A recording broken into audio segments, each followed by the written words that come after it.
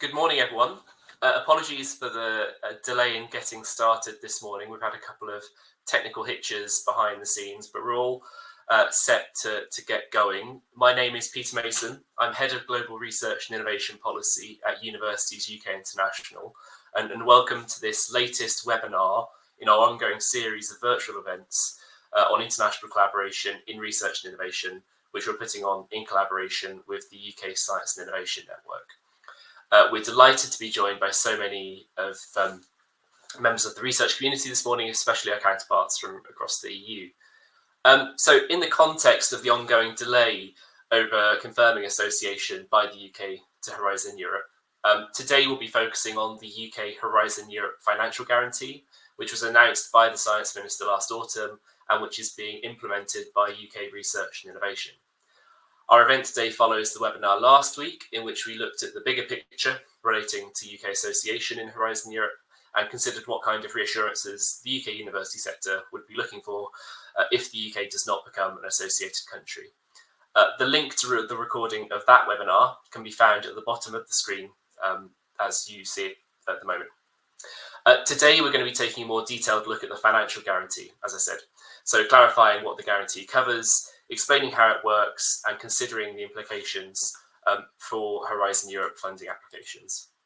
We'll also have a brief presentation at the start on the current lay of the land as far as the UK government position is concerned. Following the presentations from our two speakers, there will be a chance to ask some questions. And if you want to do that, I would draw your attention to the Ask a Question box at the bottom of the screen, which I can see has already got several questions asked, where you can ask new questions or upvote questions you would like to see answered. So I'm joined by three distinguished speakers this morning. First, we have Nick Todd, the acting regional director of the UK Science and Innovation Network for Europe, Turkey, Russia, and Israel in the British Embassy in Paris. I will just say Nick is here. He's not unable to join by video, but he can hear and see us. But just to reassure you, he is here. Secondly, at the last moment, due to some technical issues, our speaker from UK Research and Innovation will not be Gavin, but we're delighted to be joined by his colleague Andrew McDonnell, who will present on the technical detail of the Horizon Guarantee. And finally, great to have back with us Inge Benner, Deputy Director of the UK Research Office in Brussels, who will join us for the question and answer session at the end. So I'll hand over to Nick now to update us on the UK government position as it relates to Horizon Europe Association. But just to remind you, if you have any questions in the meantime, please do put them in the Ask a Question box. But over to you, Nick. Brilliant. Thanks, Peter. And good morning, everybody. My name is Nicholas Todd, and as Peter says, I'm Acting Regional Director for the UK Science Innovation Network in Europe, Turkey, Russia, and Israel. And I sincerely apologise for only being a radio voice this morning. As Peter says, the focus of today's webinar is a more technical, in-depth look at the financial guarantee. But as my colleague Francis reminded us all last week, it is worth pausing and remembering that the UK has agreed to associate to Horizon Europe, and reiterating that the UK's position and preference is to associate to Horizon Europe, to Euratom RNT, and to Copernicus. From our perspective, our association is win-win for both the UK and our partners across Europe. So where have we got to? Again, as Francis spelled out last week, the European Commission confirmed in December last year that they were unwilling to move forward on UK association due to broader political issues. The UK government perspective is that this puts long-term scientific collaboration at risk, and our priority as government is to support the UK's research and development sector, well represented today on this call, and to continue to do so in all future scenarios.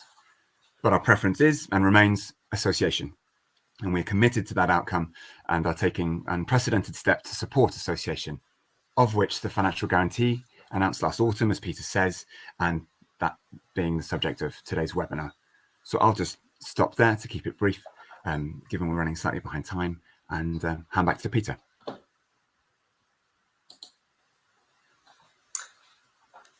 Thanks, Nicholas. So we'll hand straight over to Andrew, who's going to talk us through exactly what the UK Horizon Financial Guarantee implies. So Andrew, over to you. Thanks very much, Peter, and I hope everyone will forgive me if I look slightly surprised by the slides in front of me. I obviously know the content, but my colleague Gavin was meant to present today, and I've been drafted in last minute. But to give you a quick update on the financial guarantee, the UK government enacted the Horizon Europe Guarantee in January this year, and it was then extended in March. To cover all successful applications to calls for the EU grant agreements are expected to be finalised by December 2022. We recognise that this does not cover most calls which have closed since the end of April or will close during the rest of 2022. And to reassure you, the scope of the guarantee does remain under review, given the ongoing uncertainty around association. So while those calls aren't covered, you shouldn't feel like there's no discussion going on around covering those calls. So all of the UKRI guarantee funding routes are now open, apart from the MSc doctoral networks, which is due to open next week. And the guidance page for the Horizon Europe Guarantee has recently been updated and reformatted for ease of use. And you can view it at the link here that will be shared around in the slides at the end. You'll notice especially that the general Horizon Europe Consortia style call link is much easier to access. The guidance document will be updated when the doctoral networks call goes live as well. To give you an idea of when everything has been open so far, we have the call types, a kind of grand collaborative R&D grant that opened on the Innovation Funding Service, which is the funding service used by Innovate UK. This opened on the 16th of May, and for the majority of what you are applying for in terms of consortium style grants, you will apply via this. So if you do not apply to any of the other call types, this is the one that you're looking for. And as part of your application process, you will enter the specific call that you have applied for. So this should be your kind of first port of call if you're not sure what to go for, and see if your call is listed in there. If you're applying for an EIT KICS call, that opened on the 23rd of May. It's also hosted in IFS, but it's a different system because KICS budgets work differently. And then Marie Skłodowska-Curie Action's postdoctoral fellowships opened on the 31st of May, along with Citizens and ERC Proof of Concept, and they're all on JES, the Joint Electronic Submission System, and ERC Consolidator and Advanced Grants are also open since the 14th of June, and starting grants have been open since before the 16th of May. Finally, their last one to open will be the Marie Curie Doctoral Networks, which will open on the 5th of July. I've got a couple of quick frequently asked questions that I thought would be useful to share with everyone. So we have the guidance documents that we have provided. This is a couple of recent updates. So for the ERC grants, originally it was stated that you would have to remove PhD students from the grant and fund them via a separate student training grant.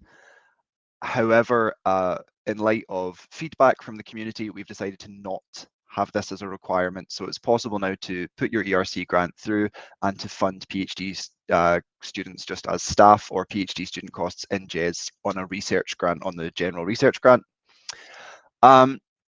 For cost conversion tools, if you have applied for an ERC grant and you have PhD students on it, you might have noticed that the costs didn't calculate correctly. That has now been updated. So if you go back into the cost conversion tool, you'll find that there is a box for number of PhD student months, where you enter the number of months of PhD student time, and it will then calculate the stipend value correctly if you want to report your costs in that way. This has been changed for both the starting grant and the consolidator advanced grant. This might apply that the ways of that the starting grant has been covered differently from consolidator and advanced.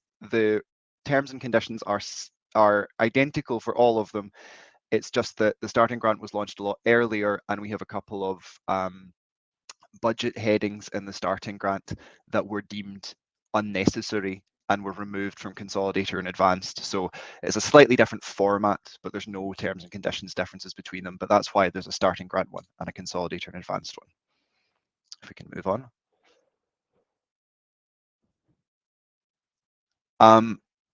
For the global talent visas for both MSCA and ERC awardees, the global talent visa covers people who are moving to the UK as part of Marie Curie or ERC will often apply via the global talent visa route. And the Royal Society, British Academy, and the Royal Academy of Engineering, in addition to UKRI, have all agreed that for those grants covered by the UKRI guarantee, rather than waiting until you have your award letter from UKRI, you can use the same proof that you would use for UKRI to apply for your visa. So you will be able to apply using the proposal and the invitation to grant agreement preparation letters, and use that to apply for your Marie Curie or ERC global talent visa. In terms of reserve list projects and candidates, we've had a lot of questions about this, about people who are wondering if their grant is on a reserve list, will it be funded? Our standard approach to this is that the UKRI guarantee will fund any project that has been invited to the grant agreement preparation stage. So if you have been invited from the reserve list to the grant agreement preparation stage, you will be covered by the guarantee, but the guarantee will not be funding projects specifically from the reserve list that haven't been invited to the grant agreement preparation stage. So you'll still need that proof. For grant agreement signatures, we've had a number of questions around this. In order to speed up the grant, the UKRI guarantee process, we have decided that we will accept grant agreements once they are signed by both the project coordinator and the commission. You do not need to wait until all beneficiaries have signed the grant agreement. And this has been disseminated to all of the NCPs. So we should all be providing a unified message on that. For project partners, you might have had issues if you're trying to add project partner information on your JES application, because the financial contribution for them cannot be 0. Please enter a 1 to enable the form to validate. So if you're having issues with this, this is how to resolve it. And we'll update the guidance document for that when the doctoral networks call goes live. On our final page of FAQs. There's going to be an additional ERC guarantee call condition, which is just in line with the way the ERC works generally, which is to say that grant holders for the ERC grant will not be permitted to be changed on the guarantee grants, which is standard practice for ERC, but not standard practice for UKRI grants. So that's now a particular call condition for ERC. And finally, in case anyone's been worried, anyone who's applied through JES, once their claim is processed, you will receive an application saying that you have been successful in peer review. This is hardwired and automated because we're using EPSRC's JES system. It does not mean that your grant has been peer reviewed or that there has been any element of peer review. We just can't switch it off, so please ignore it. And I think that if you have any queries, sorry, can we go back to one? If you have any queries about the scope or policy, please direct it to the EU grants. I have captions and subtitles on my screen. Yeah. Could you please direct it to the dedicated inbox at EU grants funding at ukri.org? And if you're using the IFS system and you have any queries, please go to heguarantee@iuk.ukri.org. Thanks, Andrew, and sorry for the slightly cack-handed management of the slides there. I think there are a couple more slides which Gavin said he was happy to share. I also seem to have turned on the captions. I'm not quite sure how to turn these off. Anyway, but I don't think he was going to go through them, so I'll just skip over those now. And then I think these were the slides from last week, actually. So those are still in the slide deck when we share them. Oh, and then on the terms and conditions as well. I don't know if you want to say anything about the terms and conditions, but maybe we can just cover that off in the Q&A. Yeah, I think we can cover that in the Q&A. Great. Well, thank you so much for that, and particularly for jumping in at late notice. That is really very much appreciated. I'll invite Inge back onto the screen. Nicholas, I think you'll continue to join us over audio only, and we're happy to take some questions from the audience. As I said at the start, if you could log your questions in the Ask a Question box, that would be great. I see there are some in there already, but I'm actually going to start, if I may, with some questions that we've received in advance, submitted through the event invitation. So the first one I'd like to ask relates to coordination. So I wonder whether Inge, although I see Inge seems to have disappeared. Andrew, perhaps while we wait for Inge to come back, I'll ask a slightly more technical question that we've had through relating to the independent auditors reports. The question is, the terms and conditions state that an independent auditors report will be required. Please can you clarify if this is for every grant? EC grants only require a final external audit when they are over 430,000. Therefore, grants with budgets of less than 430,000 euros won't have budgeted for audit costs, but may now require an audit. So is this an additional cost that can be added to the budget for UK funding? Is there anything you can say on that front? I can, yes. So this is something that we're discussing at the moment. It is a requirement because obviously we're using the Innovation Funding Service and we're using Innovate UK's terms and conditions largely for this. The auditing requirements are different and they are somewhat more stringent than the EU's, and we recognise that. So there is a requirement that for all calls there is at least a financial audit at the end of the project. Depending on, and we have this in our guidance at varying levels of project funding, and it would be for the amount that you're individually claiming from the guarantee. There may be an audit after your first quarter's claims, and there may then also be an annual audit in addition for larger budgets. We acknowledge that these are costs that wouldn't be present in your original EU grant. What I can currently say is that if you have additional funding in your budget, you are able to via costs into this because it will be eligible. The audit costs will be eligible, so you can via costs to cover this.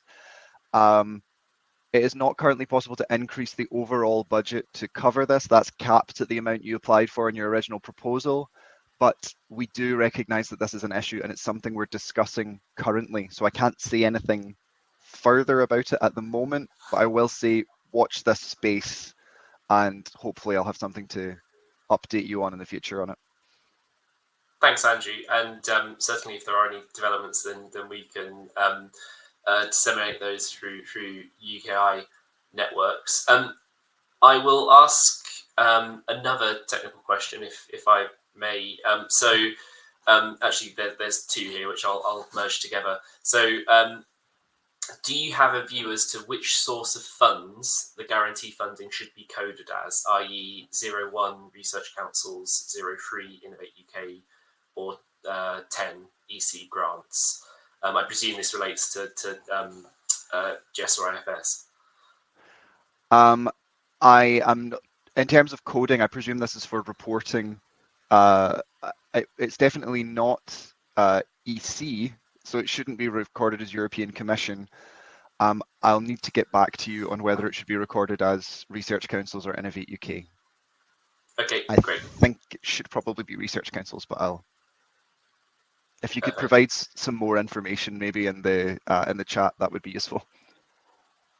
Yes, great. Yeah, if the person who sent that question in would like to provide more info, then please do. And also, another technical question here is about the IFS conversion tool.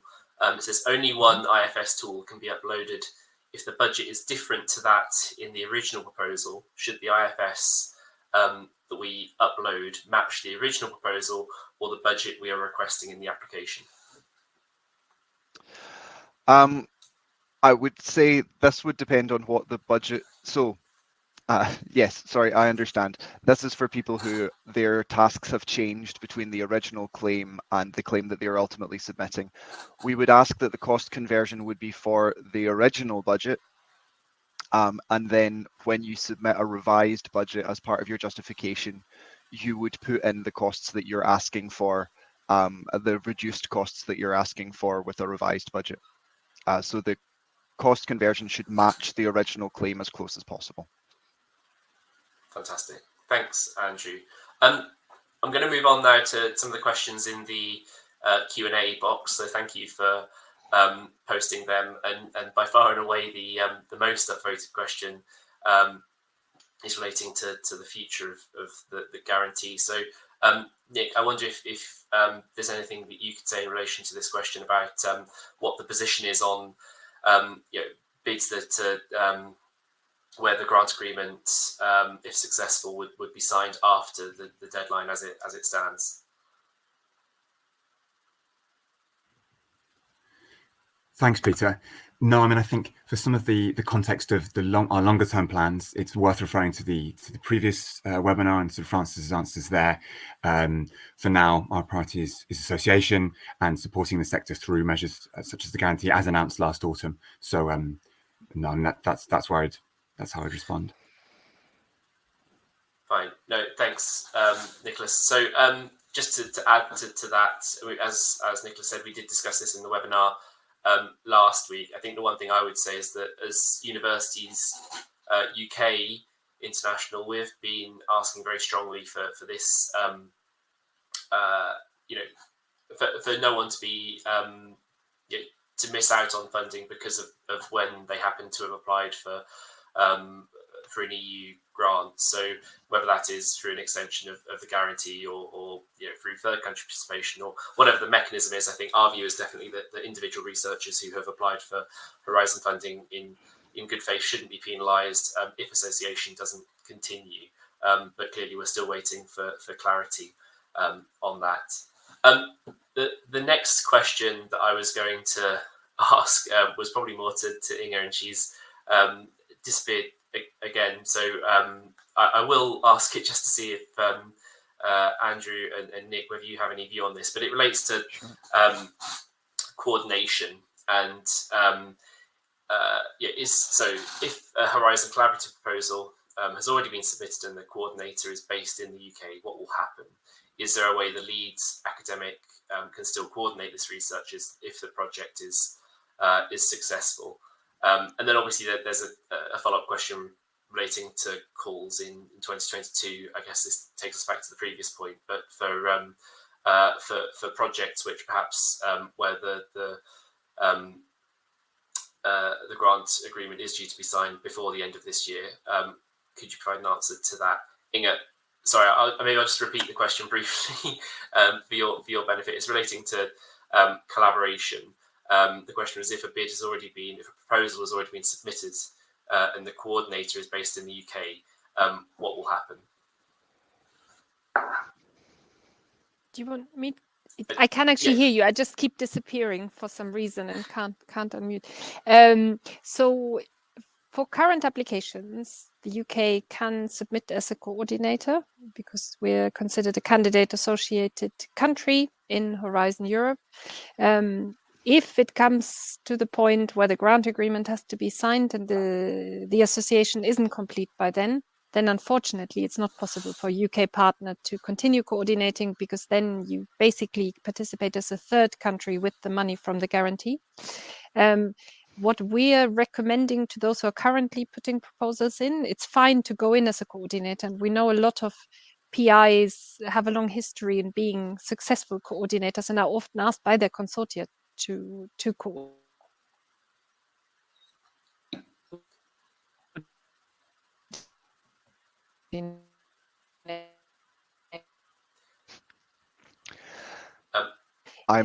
It is possible to still be involved in the coordination.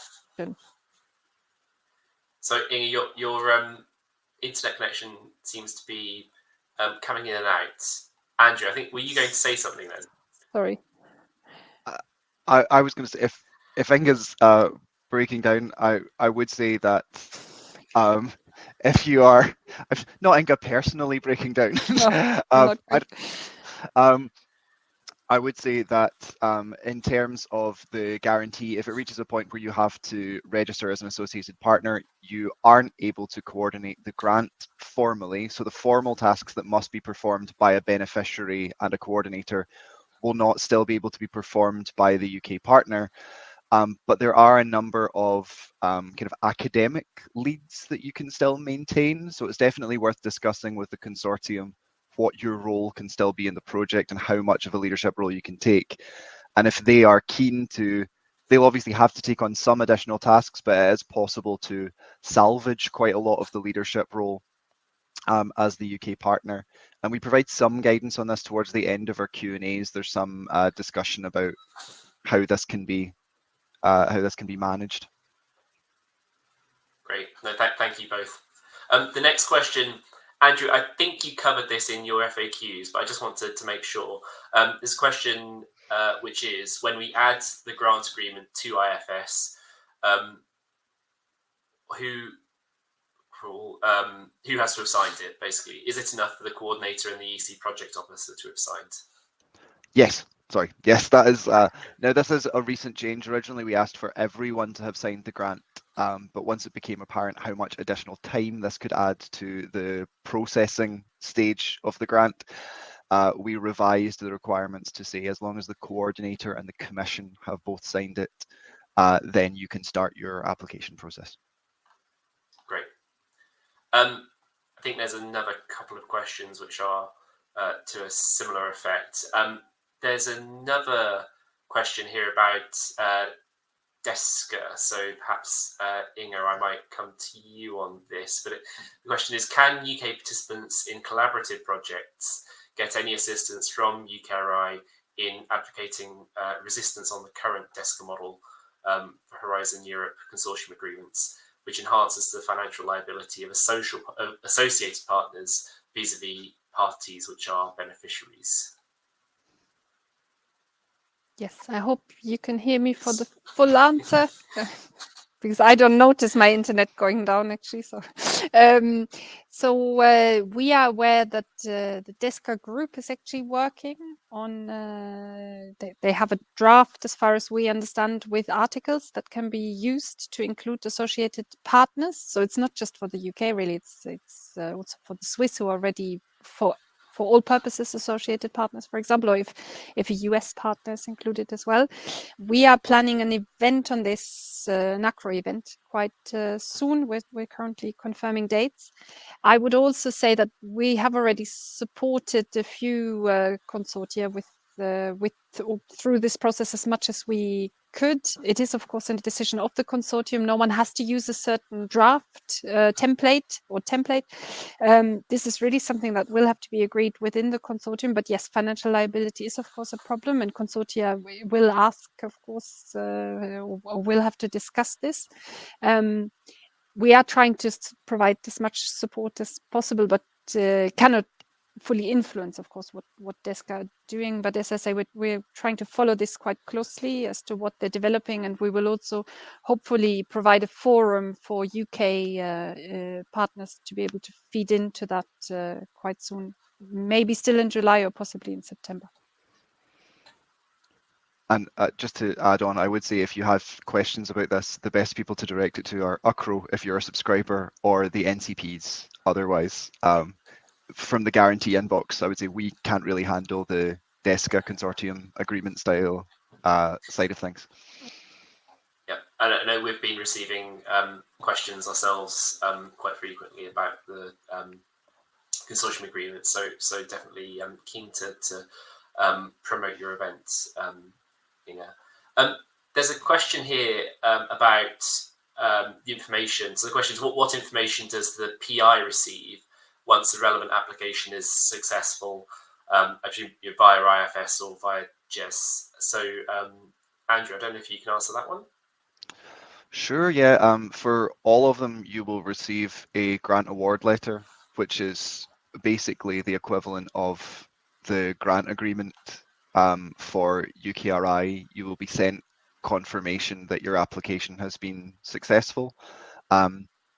You'll be sent an update email before this to let you know that your submission has been successful, and then once that's been processed, you will receive a grant award letter, which is the official recognition that you are going to be funded by UKRI via the guarantee. So that's what to wait for. Fantastic, thank you. There's a couple of questions relating to MSCA postdoctoral fellowships. So one, I mean, I think we've covered this in the FAQs, which is about the coverage for projects that are on reserve lists, but perhaps you could just reiterate the answer to that one. But also, there's a question about the cost coverage as well. So it's, does the guarantee pay 100% of all costs for the postdoctoral fellowships, like the flat rate EC award, if you complete the full fellowship months awarded, or will research costs be funded post-award based on actual costs incurred and reported? So Andrew, could I pass both of those on to you? I'll answer them in reverse order. We follow the same cost models that the Commission uses. So yes, it will be flat rate costs.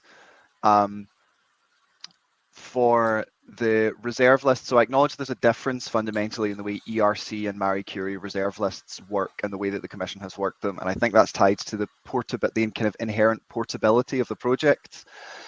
ERC grants, they have funded, they've told UK partners that they're not eligible to be funded, but they have then taken from the reserve list and said, we will offer a grant to UK partners on the reserve list, or at least in Maria Lepton's letter, she said that they would give UK partners a chance to change their host institution to a non-UK partner in order to be eligible.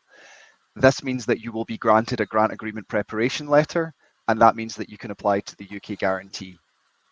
For Marie Curie, they've not taken that approach. So everyone in the UK has been invited to grant agreement preparation, but once that grant has been terminated, people on the reserve list have rather been informed that they will not be being invited to grant agreement preparation because their grant is based in the UK, and because it's harder to move a Marie Curie grant to another institution than an ERC one from the ERC side.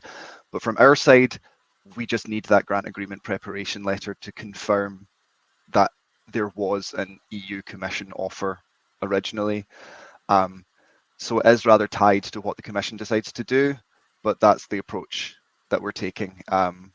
And depending on what the Commission's done, if you have a grant agreement preparation letter, you can apply. But if you haven't been provided with one, I'm afraid it's not eligible. I would say it would be useful for UK members on this webinar.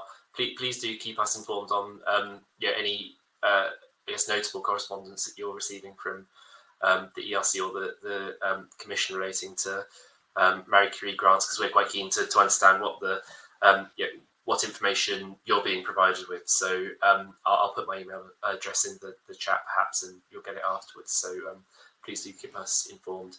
There's a question here actually from an SME.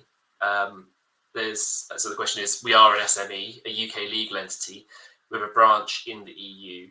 Can projects funded by UKRI through the guarantee, I presume, have team members from the EU branch?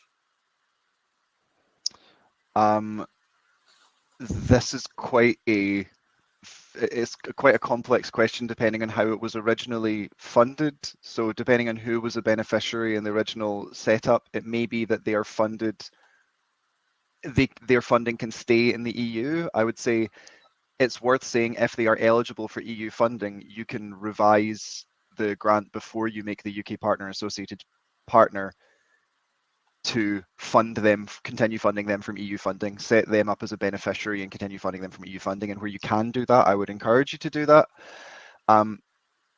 In situations where someone outside the UK has to be funded via UK funding, if it's not in the original grant, I would encourage you to contact the policy team and just set out what the particular situation is, because we recognise that there are challenges here. It's not obviously the ultimate aim of the UK guarantee is to fund the component part of the project that's in the UK, plus obviously for ERC or anything that funds international component parts, especially for mono-beneficiary grants, funding partners outside the UK. But we do acknowledge that there are situations where people drop out, funding falls through, and we don't want to penalise anyone for that. And we certainly don't want to penalise anyone for making use of the UK guarantee. So if you have a situation like that, I would encourage you to contact us directly with the details of it. Yeah, and the contact details for those inboxes are in the slides that Yes. we'll share after the webinar. So great, thanks, Andrew. There's a question here which I think hopefully should be quite relatively straightforward, but good to cover again. So how will cost eligibility work for grants you receive, for projects that receive UKRI funding through the guarantee? Sorry, it's disappeared. Here we are. Will we follow UKRI rules or the Commission rules when claiming costs? So cost eligibility will mirror the Commission grant that was originally provided, unless specifically stated otherwise. That is pleasantly straightforward. Just working down the list here, I think there are clearly a lot of questions relating to the question of what happens next for grants that aren't covered. I think we have touched on that. I would echo what I said before about kind of returning to the webinar last week for more of a discussion about what the future may hold. I'm going to try and stick to some of the more technical questions though. So there's one here. It says we have an MSCA fellow whose PI host is moving to a new UK institution. The fellow wishes to move with the host too. We have a guarantee application already submitted via GES. How do we / the PI / the fellow go about moving the guarantee application to the new host institution? I would wait until your grant is awarded, and then I would submit a change request form on GES with a cover letter explaining the situation and where you want to move the grant from and to, and especially highlighting the fact that because the PI is moving and it was evaluated based on this PI, essentially the original host is no longer in a position to continue hosting the project as it was set out in the application.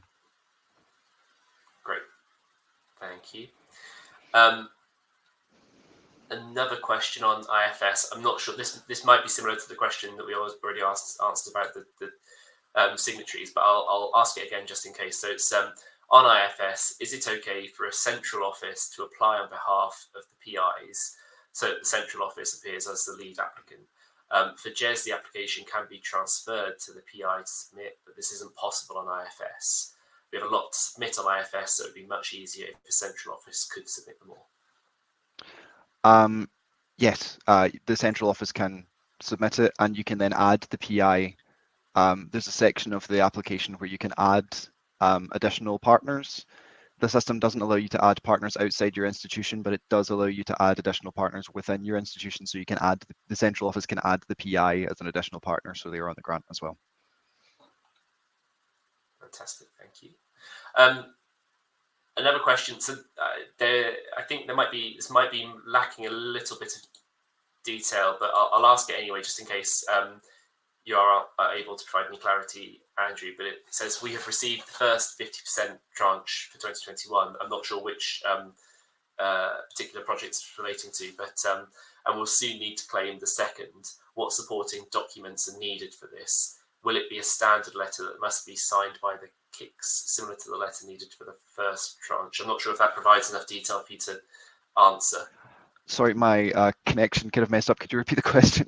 Sure, no, it's fine. I was saying I'm not sure if there's enough for you to go on here, but there's a question saying that the person has received the first 50% tranche for 2021 and will soon need to claim the second 50%. What supporting documents are needed for this? Will it be a standard letter that must be signed by the KICs, similar to the letter needed for the first tranche? My experience with KICs is less comprehensive than it is for the other grants that we cover, but I think the 2022 process is similar to the 2021 one. Guidance is available online, and it will state the documents that you require. Fantastic. Thank you. Still just going down the list here. So actually, there's a slightly more detailed version of the question I asked at the start about the coding. So I might just have a go at asking that one again, just to see if this is any easy to answer. So it says all HEIs have to code research grants information as to the source of funds. You've ruled out source of funds 10, which is the EC grant funding. However, this is marketed as the UKRI guarantee, which might imply source of funds 1, the research councils, but the required information has been inputted via the Innovate UK portal, and the correspondence should thus far have been Innovate.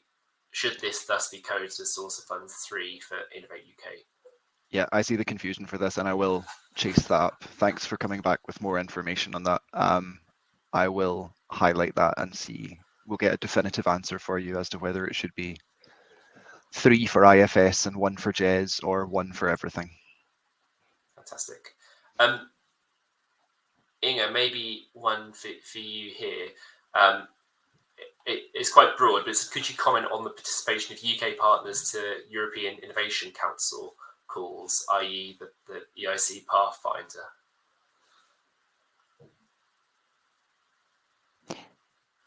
I guess at the moment it is quite a broad question.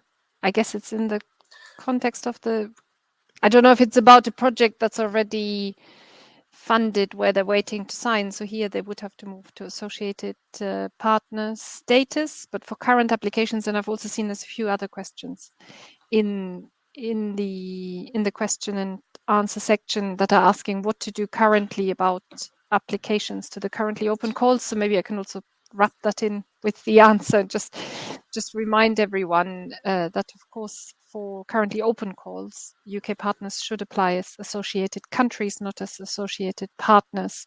That's really important. So they have to apply. The status of the UK for the program is still that we are a candidate associated country. So this is what UK partners should apply for.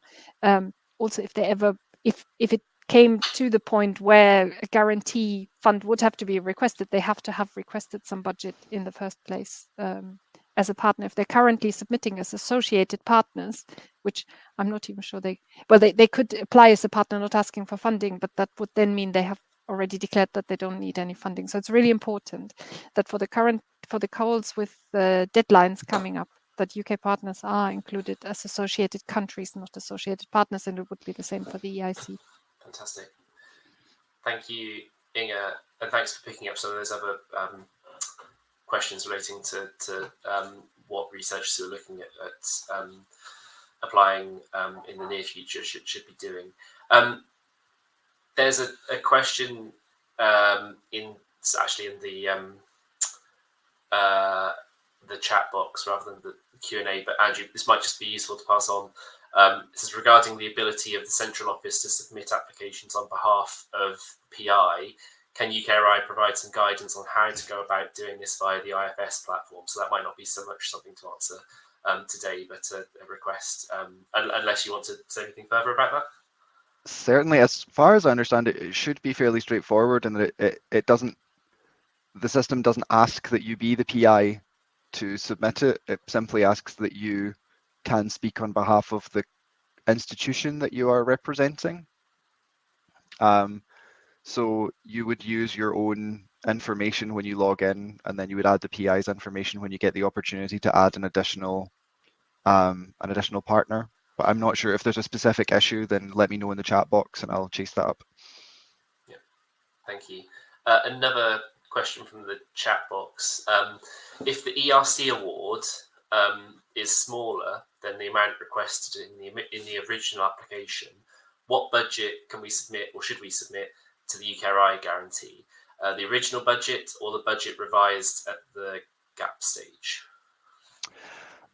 If you have the revised budget to provide, I would provide the revised budget with a letter explaining that. So you will have to submit the evaluation summary which states that the budget, they've asked for the budget to be revised, or if the budget has been revised during the gap stage, I would ask for you to provide the revised budget.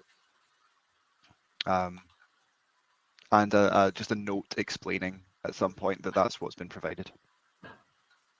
Great. So we're getting through a lot of ground here. But, another question here, which hopefully should be again slightly more straightforward to answer, but it is, if an agreement with the EU on Horizon Europe is finally signed, so if association, I presume UK association is confirmed, what will happen to the awardees that are covered and have requested the UKRI guarantee? So actually, I suppose it's two different questions, like requested and already been provided with funding. Yeah, I'm happy to cover that one. So essentially, even if an agreement with the UK is signed, it would not automatically retroactively cover everyone who has participated so far. After the grant agreement deadline has passed, that grant isn't covered. You know, you weren't associated at the point that you had to, that the UK had to be associated at. So we are working under an assumption that the UKRI guarantee will cover these grants for their full lifetime, that you will be on the UKRI guarantee for the full lifetime of the grant, either as a mono-beneficiary or as an associated partner on a broader EU grant. And we certainly will be providing funding for the full duration of the grant.